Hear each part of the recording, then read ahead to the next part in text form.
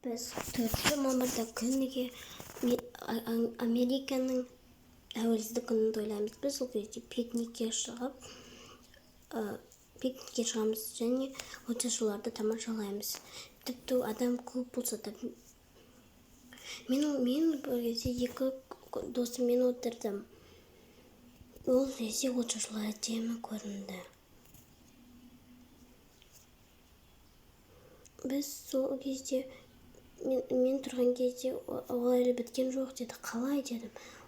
Көршілеріміз қазір отшашуға келіп шашады. Оларда тіпті көп отшашу болды. Мен бірақ оған келістім. Бір кезде отырған кезде олар отшашу шаша бастады. Олар біреу тіпті көбін атты. Біздің көршілеріміз тіпті тізіп те қойды. Ол кезде отшашулар әдемі болып атылып жатырды. Және бір отшашу, қалыпты отшашу тұрды да аспанға көтеріліп ұшты. Менің қасымда отырған досыма қарай ұша бастады. Ол жарылғанда оның бөлшектері біз көрпешенің астына тығылдық, бірақ менің досым тығылып үлгермей қалды. Оның шашына тиді. Қауіпті. Ол қатты айқайлады. Бірақ бағымызға орай отшашу тез кетті.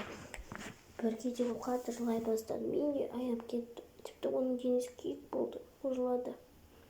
Біз оны қуантқымыз келді, бірақ қуанды. Тіпті ол отшашу құсап атып кетпеді. Оның шашының жарты жері не істеп қалды. Мен оның шашын тарап бастаған кезде шаштары түсе бастады. Оның анасы жолын тапты. Оның шашын балақ қиып тастады. Күйіктері де кетті.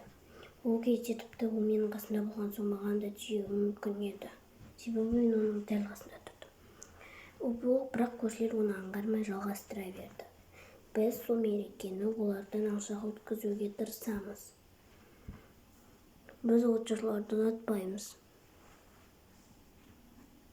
Осы видео менің басымнан өткен оқиға, достар. Видеоны лайкпен және подпискамен қолдап қояйық. Сау болыңыздар.